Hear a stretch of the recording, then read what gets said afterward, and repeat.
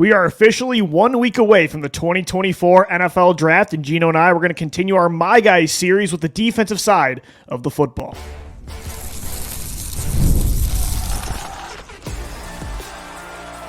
You are Locked On Eagles, your daily Philadelphia Eagles podcast, part of the Locked On Podcast Network, your team every day. What's going on, Eagles fans? I'm Louis DiBiase, co-host of the Locked On Eagles podcast. You can also find my work over at Bleacher Report. Same with my co-host, Gino Camilleri, our scouting director. 1 week away from the NFL Draft. So excited on today's edition of Locked On Eagles. We continue our My Guys series for the defensive side of the football. What prospects at corner, safety, linebacker, and the defensive line are Gino and I pounding the table for? We thank you so much for making Locked On Eagles your first listen each and every day. Today's episode is brought to you by Monopoly Go. I admit it, I have a competitive side, and it's a big fan of Monopoly Go, the mobile hit twist on classic Monopoly. So join with your friends and download Monopoly Go, now free on the App Store or Google Play. I can't believe that we're only 7 days away, Gino, but yet I can because it's been months of talking about these prospects, and today I'm excited. Yesterday we did our offensive side of the football. Wait, are you wearing a Greg Ward Jr. hoodie right now? I am wearing a Greg Ward. I didn't even notice that. I gotta rep the 2019 hero, man. I love my 2019 Eagles. But anyway, Greg Ward's a My Guy. We talked about offensive My Guys yesterday. Today, I'm excited, Gino, because we're going to dive into the defensive side of the football, and this is the side where Howie Roseman needs to invest a lot in next week, because you look on offense, like he has paid pretty much everybody top 5, top 10 money.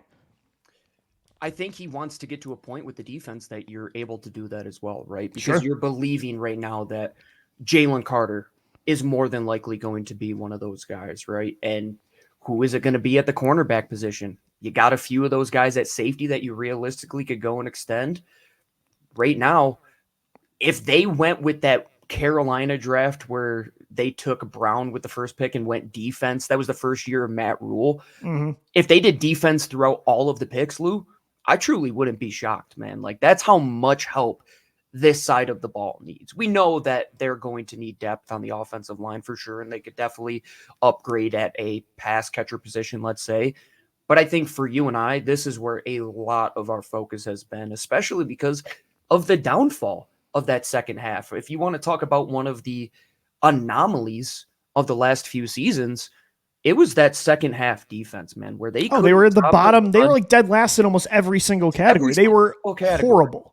Yep. At least those years when we talk about like the 2017 Super Bowl run, there was always, if the coverage plays well, hopefully the defensive line does enough to not be bad, or vice versa. Well, vice versa that year, yeah. Yeah, but you know how it's been over the last couple of years in Philadelphia, where 2022, it was that cohesion. You got some of that through 2023, and then the wheels completely fell off to where it was your offense is going to take over a game, and that's the only way you're going to win. And rightfully so, Howie has paid the side of the ball that you are winning because of right now. Mm-hmm. Lou, they need to get back to that point where your defense is taking over football games, where you're able to stop these teams. I mean, you can't get into these Buffalo Bill-like shootouts and assume you're going to win all of those games. No, you can't. That's not sustainable. I agree with the idea, the premise of investing more in offense than defense, because that is the way to win. Like, Patrick Mahomes has proven you can't really stop him. So to beat him, what do you got to do? You got to do what you did in Super Bowl 57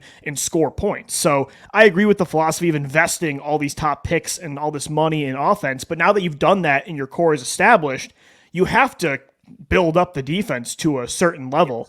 And I am curious, Gino, if how he's doing this on purpose, where he wants to go young and inexpensive with top picks on defense and then go expensive with like core proven prime players on offense, or if that's just how the timeline's working. He was building up the offense first. Now those contracts have come time to extend, and now he's got to build up the defense. I'm not really sure which. It's maybe a little bit of both, but either way, this is the reality, and this defense needs to be built up, especially in the secondary next week. I think we've given Howie a lot of credit when it comes to him changing his philosophies for the better.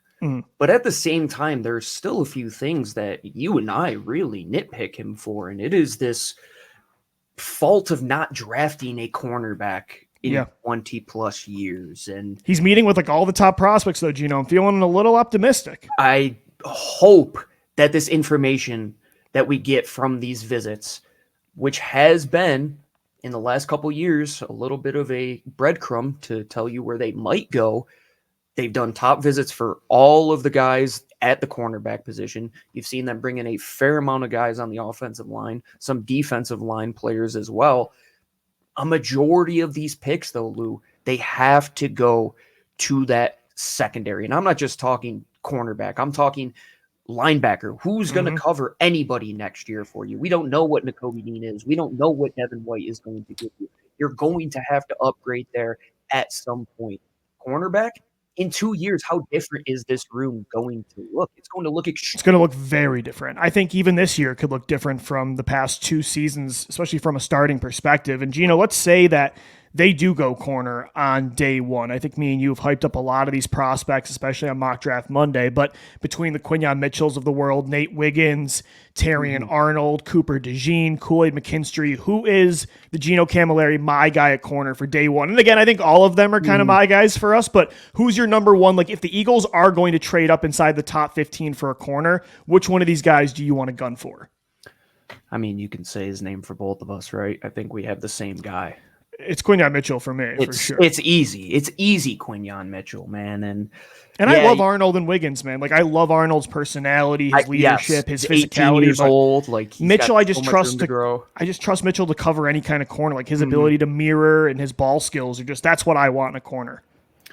You talk about the size, you talk about the ability to defend outside in a Fangio style scheme where these guys are going to have to step up in press situations and they're going to have to be asked to tackle one-on-one. And I see why a lot of people fall out of love with the Nate Wiggins idea, though it's just one bad trait compared to having world-class And to me, it's the trait I focus on the least at corner. But yeah, 100%. And hopefully your guys at safety can go and tackle them. Wiggins is my guy for me too, for sure. I think both of us. I love him as well, man. Any corner that can run with that type of speed. But Quinyon 4.28, Mitchell, give me a break. Quinyon Mitchell, what a testament to really going into this process, viewed as a true zone corner. He goes down to Mobile in a situation where any defensive back is put in an adverse situation. It's such a tough spot. Yeah. And he's locking up your favorite wide receiver in this draft. He locked up everybody, Gino. And that was the thing. Heading in, I already loved Quinyon Mitchell because I'm like, he's the best zone coverage corner in this class with maybe the best ball hawk skills. But can he mirror? Can he play man? He absolutely did. And then you look at the combine, he's running a 4.3. So all the measurables check out too. His vertical was great. It's like, he checked every box. Shakira hips don't lie has got to be playing in the back of your mind when you see that guy move in the open field. And when we watch Jalen Mills move like he was the Tin Man out of Wizard of Oz to the corners that we have today in Darius Slay, who can move really efficiently in the open field. That's who Mitchell says he mirrors his game after, literally. I mean, you can see it, dude. Look at how he speed turns. Look at his zone turns. It's so reminiscent to the teach tape that Darius Slay puts out each and every week. And Lou, we talk about what Howie Roseman said with wanting to bring in guys to sit behind potentially somebody who is a Hall of Fame caliber player. What if he's thinking about that with Darius Slay? I did think about that this morning because I was always saying on the show yesterday that he was talking about the offensive line specifically, but that could also correlate to corner. Absolutely. 100%. I mean, not just like James Bradbury as well. His game might be beyond him, but I mean, he's still a guy who can influence your young corners. Still a good player for sure. I don't think he's going anywhere this year. I mean, no. I think at this point he would have been gone if he were to have been either moved or he's starting this year for sure. Yeah, he's 100% in the plans for the Eagles, like it or not. But you talk about a guy who could potentially work his way into the rotation week 8, week 9. I mean, you trade up for Quinyon Mitchell if he's on the board within striking range. And if he falls past 13, I'm going up. I'm giving up at least a 3+. I'll give up a 2. I'll give up 50 or 53. This is the outlier time, Lou. Like, this is when you go and get your Devontae Smith. Like, I view him at the corner position how I viewed Devontae Smith, in my opinion. I totally agree. And you missed out on Surtain and Horn that year. To me, Arnold or Mitchell, get one of those guys this year. I think we both agree to be Mitchell, but I love Terrion Arnold and Nate Wiggins just as much. I'd be happy with them, or even Cooper DeJean or Kool-Aid McKinstry. I can get behind those guys on day one, but I think for both of us, Mitchell's are my guy for day one. What about day two? I think we might have the same guy on day two, Gino, too. I love your boy from Oregon because of the length. I think he's so underrated. Like Kyrie Jackson is a player that if they do wait for day two of those boundary options, I think Jackson's not getting enough hype even a week before the draft. I tried to limit it. I didn't have any Oregon guys, but I'll mention that I do love the idea of Troy Franklin, though with the age, he is not probably going to be a guy that you sign for 2 contracts. Like you're probably going to get 24 already, right? Yeah, he's going to be 25. So does that hang the Eagles up in that regard? We'll see. Somebody who's a little bit younger plays a different position, who kind of mirrors a player that they have, that they released and then they brought back. I think Drew Phillips out of Kentucky, Lou, you talk about the physicality at the cornerback position. Why did they love Avonte Maddox coming out of Pittsburgh? Well, this kid is 5'9", but what does he do really well? He comes downhill and he can tackle. If you want to bring in somebody who's very reminiscent at that position and somebody who we love these Senior Bowl guys, the Eagles love their Senior Bowl guys, put on a show down there. Jim Nagy is tweeting out how much he loves them all the time, and I think it's warranted. I like Phillips. That's a perfect day 2 territory pick where realistically, if you make that selection at 50 and 53 without moving, or if you do move, I think one of them is going to be a cornerback. One guy in the second round, if you had to put a chip on what it's going to be, is going to be that position. I think so too, and there's a lot of good slot options. Andrew Phillips, you look at as well. Max Melton from Rutgers. I think that's another player that both of us love the athleticism. I like another guy, if you're going to, and Ennis Rakestraw could also fall into this category, but if you want an island kind of man corner on day 2, maybe he's a little undersized, and that's why he's falling out of favor a bit, but another guy I really like from Florida State's Renardo Green. Like if you trade down the whole time. That's just my kind of corner. There's a bunch of good options though. This is the year Howie Roseman needs to invest in this position with a first or second round pick. And they pressed him on it at his press conference a few days ago. He's only ever done it once, and it was Sidney Jones back in 2017. Another position he does not take high in the draft, it's linebacker, safety kind of too. We're going to get into our linebacker and safety, my guys, coming up next right here on Locked On Eagles.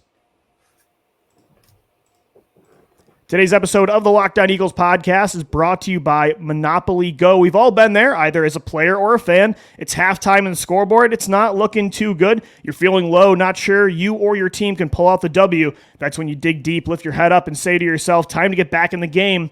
Pull off some bank heists and take as much of my friend's money as I possibly can. That's right. The smash hit mobile game Monopoly Go lets you compete with your friends to get the most riches in the biggest empire. It's Monopoly that you love, but on your phone anytime with tons of new twists, including leaderboards to compare your progress to your buddies. There's so much you can do. You can play on countless dynamic Monopoly boards, make your friends bankrupt by smashing their landmarks with a wrecking ball, charge other players rent for your iconic properties. You can even work with friends to crack open community chests and tournaments to get extra rewards and climb those leaderboards. So get back out there, put on your game face, and download Monopoly Go, now free on the Apple Store or on Google Play.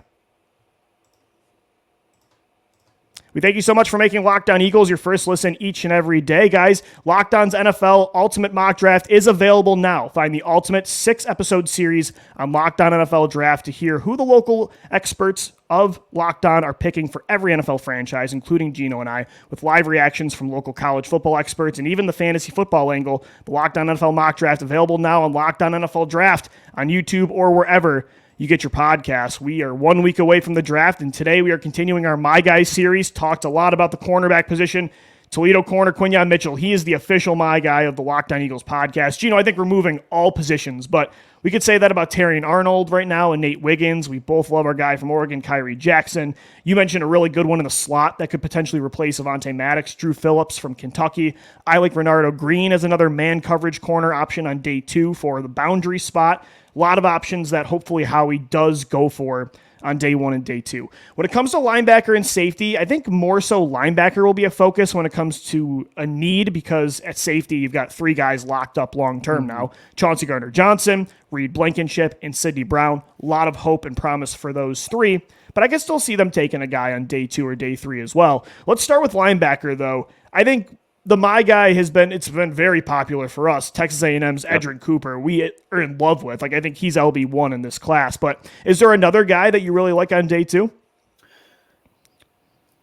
I really like Cedric Gray, and I know people. I do too. I wrote him down as my other guy outside of Cooper as well. I like that he's young. I like that he's athletic. I like that he can get sideline to sideline. He's so reliable too, man. It just feels like he never makes mistakes. If you were willing to take Davion Taylor a couple years ago with that unknown potential, why wouldn't you be willing to take Cedric Gray? Like, and I think Gray's floor is a lot higher than Taylor's. Oh, 100%. I mean, Davion Taylor, quite literally, where is he right now?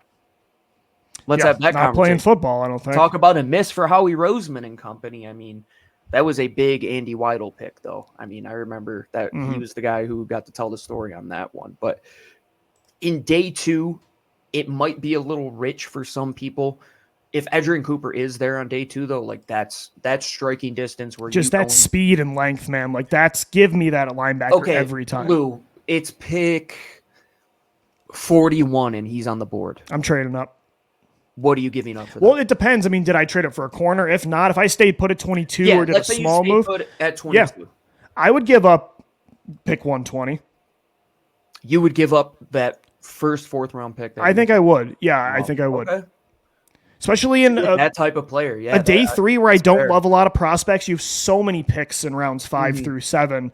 I didn't like that they moved down from 98 to 120, and that's still a valuable pick. But, Gino, if I can go get Edgerrin Cooper, like this is a position you need that kind of player long term. Oh, yeah. I would love Cooper on this defense. We just said it on the show either yesterday or the day before that if he was in a draft 10 years ago, he's a first-round pick all day. Yeah, like, he's probably a top 10, top 15 pick. Yeah, 100%. That was the way that the NFL had been trending for so long. And I mean, no fault of his own. And how successful can he be in multiple different areas for you? I mean, look at his numbers getting to the quarterback. Yeah. Like he might not even have to play that role for you, but if you want him to, he can.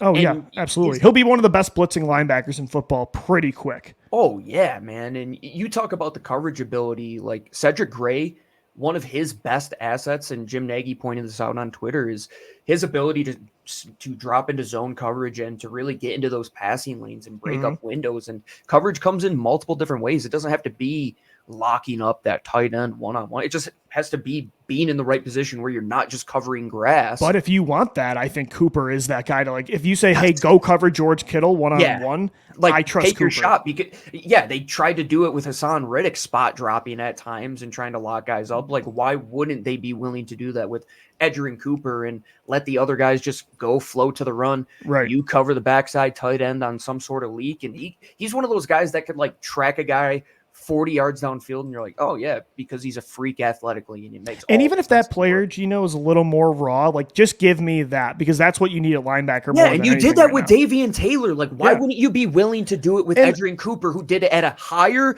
level in the SEC?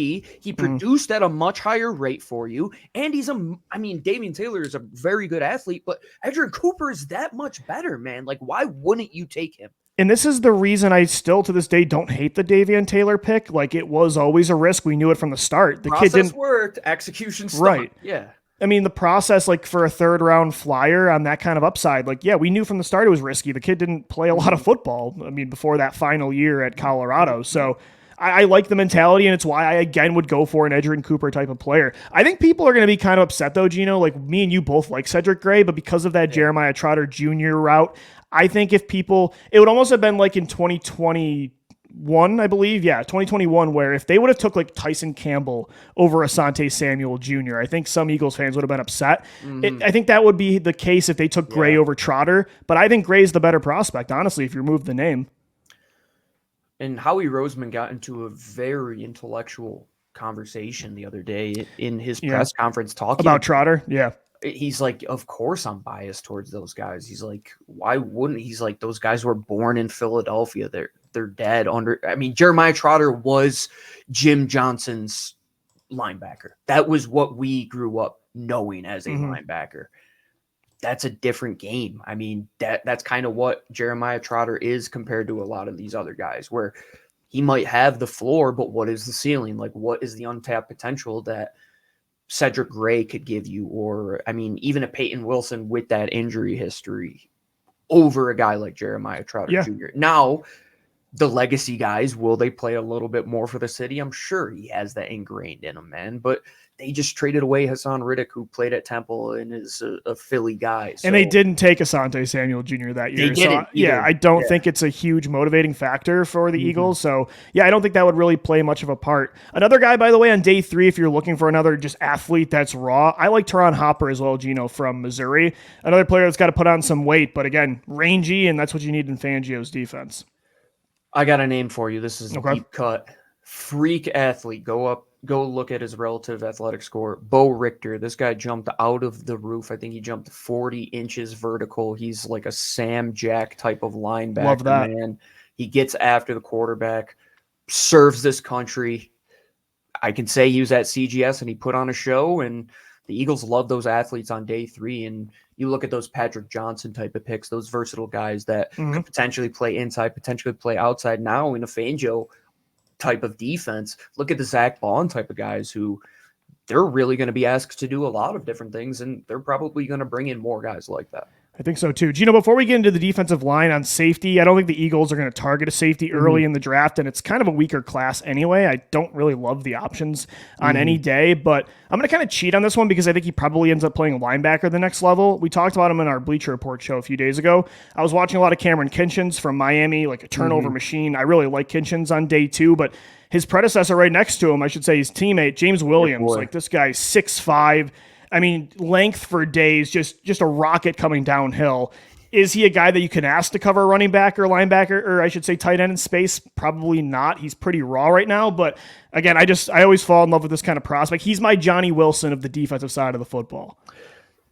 We said that on Bleacher Report, and that was the guy that I said, you're watching Kinchin's tape, and you're like, oh, who is that? Who the hell is this giant playing safety who should be at nose tackle? Yes, those are how you always fall in love with guys like that, man. That's how I discovered Reek Woolen at the Senior Bowl. I'm like, who is this giant playing corner? And I'm glad you did. And that's very reminiscent to Quinyon Mitchell as well, like that type of guy. But getting back to the safety position, I love 3 guys in particular. Yeah. Malik Mustapha might be my favorite safety in the entire class, if we're being honest. I absolutely love this kid, and I would be willing to take him on day 2, but I don't think you're going to need to take that selection. But if you're waiting till day 3, another Air Force guy, Trey Taylor, absolute missile coming downhill, man, and he could get to the ball. He is built like a bigger type of linebacker and could play a hybrid type of role for you. And once again, man, I got to mention this kid, Sione Vaki. Like, do it. Draft this kid. Just draft him. He is a football. And then figure it out. Figure out what he does afterwards. Put him on the roster. Figure it out. Can he play safety? Yes. Coming downhill, he is electric. Can he play running back? 100%. Can he return the ball for you now in this new world of this kickoff? That's absolutely something that you could get. And these guys that are going to be the 4th and 5th safety, you have to have multiple roles. That's how it's going to be the way to make the 53-man roster. All right, Gino, let's talk about the trenches coming up next. What defensive ends and defensive tackles can the Eagles target in the 2024 NFL Draft? Don't go anywhere. We'll be right back. As we roll on, this episode of the Locked On Eagles podcast is brought to you by our friends over at Yahoo Finance. I can't believe Yahoo Finance is a sponsor of the show. And you want to know why, Lou? Back in 8th grade, we did a project in math class where we started to learn a little bit about the stock market. And you know what website we were going on back then?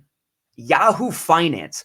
This site has been around for 25 years. And literally, like I just said, I've been using it quite literally my entire life to this point. Whether you're a seasoned investor or you're looking for that extra guidance, Yahoo Finance gives you all the tools and data you need in one place. They are the #1 finance destination, producing a holistic look at the financial news cycle, including breaking news, original editorial perspective, analyst ratings, independent research, customizable charts, and so much more. For comprehensive financial news and analysis, visit the brand behind every great investor, yahoofinance.com, the #1 finance destination, yahoofinance.com. That's yahoofinance.com.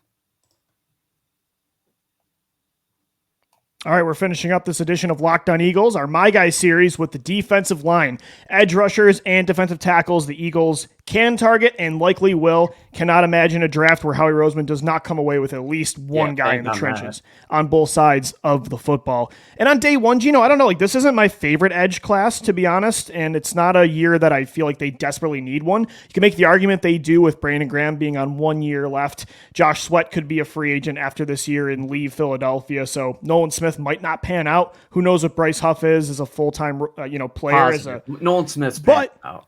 If those guys do pan out, Gino, Josh Sweat, to look at the other side of this, if Josh Sweat does have a big year and gets an extension, that's 3 pillars you do have. So it could go one of two ways if you need an edge this year or not. You can make the case for both. If there is an edge that I really like on day one, I don't think they would trade up for a player, somebody that could fall to 22. I love Jared Verse from Florida State. Like, I think that's the traits guy. I like him more than Chop Robinson in this category. Verse would be my guy over like a Lietu Latu. Jared Verse is a guy I would trade up for, in my opinion. And he might be the only one, or like Dallas Turner, obviously. Dude, I turn on the tape, and it's so hard. Like, you have to remove the helmet and the uniform, but I watch it, and it's like, why am I watching Josh Sweat and Brian Burns all over? Or you could even say like Jermaine Johnson. The FSU edge rushers I always Dude, they have a type. It works. Who was the other kid that the Eagles actually picked up on the practice squad? Janarius Robinson? Janarius Robinson, yeah, that was your guy. Another guy, Another freak, dude. Or who was the huge dude that the Chiefs drafted? Getting on a 53 as well. Yeah, do you know what I'm talking about? Begins with a K. Yes. I can't remember his name. But I just always like Florida State linemen, I guess. Not Kingsley Jonathan. But yes, we do love these Florida State linemen, man. And Jared Verse, he brings power. He might not be as refined as a Lietu Latu, man, but you can teach him everything. He's got the bend enough to get by, and he has just this closing speed on the quarterback. And when he gets into the chest of an offensive lineman, you're screwed. It's like he's going to buckle. He's going to buckle at some point. He's not going to stop moving his feet. That motor element that they look for in those edge rushers, that's Jared Verse.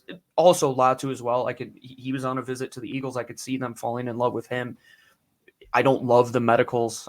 I'm starting to shy away from these guys, but for me, day one, Jared Verse is that type of guy when it comes to the edge position. Now, if we're talking about the interior, though, Byron Murphy is going to be special.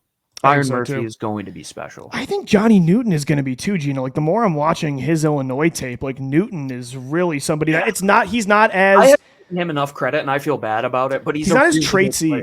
He doesn't have the same skill set, I think, but his motor, and normally people like roll their eyes when I say motor because they know I don't believe in that. It's a Philly trait, dude. That's what they look for. And he's just such a good, like, he's so good at winning with his hands as a pass rusher. Both of these top defensive tackles I'm very comfortable with on day one, and I've been very anti-trenches for the first round for the Eagles. But if it's Newton, I'm a big fan of that. Like, that's one of my guys for sure. I would be okay if the selection is made. Like, I totally get it. And over edge and tackle for me, honestly. The thing with Newton is, what role is he going to play for you next year in that rotation? Like Byron Murphy, I could see it right away. Like, I know exactly what you're going to get.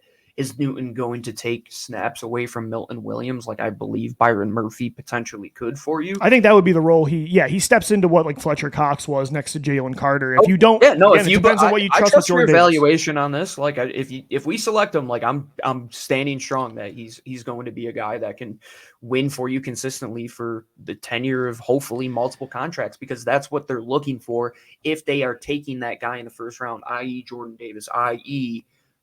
the guy they drafted last year, and Jalen Carter. And it's got to be a pass rusher for me if it's going to be an interior. I'm saying I mean, we all love these guys that are low to the ground, can just get into like this frog-like stance and just unleash just this torque and force into the chest of like these centers, which are so low to the ground now. And Byron Murphy, you watch his tape, he has this weird maneuver where he will, like, taking on double teams, he'll kind of buckle his knee to the ground, and he's like a child that doesn't want to get out of a playpen, and he just won't move off of his spot. And you talk about being a guy who could be a 3-down player for you. They wanted that in Jordan Davis. Is he going to be that for you? I don't know. And that's what it has to be if it's a defensive lineman, in my opinion. I think on day two, it's another Florida State guy like Brendan Fisk, Gino. I mean, just the athletic the measurables, the 40-yard dash. It's exactly what they love. Not kind of like Newton, not the lengthiest player. Normally I stray away from these kind of prospects, but just another crazy motor, a good pass rusher. And that's, again, because I think Jordan Davis is always going to have a role in Philadelphia. I think he's an elite 2-down run stopping tackle at, the least. But I'm gunning for an interior guy because I still don't know what Milton Williams is that can be like that new Fletcher Cox or just that role. Obviously, he's not going to be Fletcher Cox. That's saying a lot, but at the same time, they did that formula where they brought in Jalen Carter and Jordan Davis to learn behind Fletcher Cox. You've kind of passed that torch. If you're talking about the building blocks, I think you already have them at that position. So I'm looking day 2. Like Fisk makes a lot of sense, man. And I could see him displacing Milton Williams' role if Milton does move on and you are going to get a compensatory selection for him. Some guys I love on the interior as well. The Eagles have shown a lot of interest in him, bringing him in for a visit. Christian Boyd out of Northern Illinois. Jordan Jefferson out of LSU, I don't think is getting talked about enough. You talk about somebody who fills the Jordan Davis role that could potentially compete with Marlon Tuipulotu, a day 3 type of guy in Jefferson, man, like 317 pounds. He gets off the ball quickly.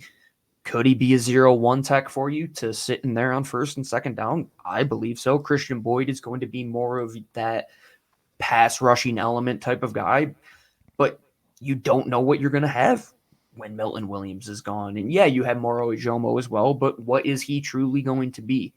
If I had to bank on it, I think they go for the traits guys at the edge position on day 3. Like Cedric Johnson, I love out of Ole Miss, Lou. This kid is electric. He's a freak athlete. So is Jalix Hunt out of Houston Christian.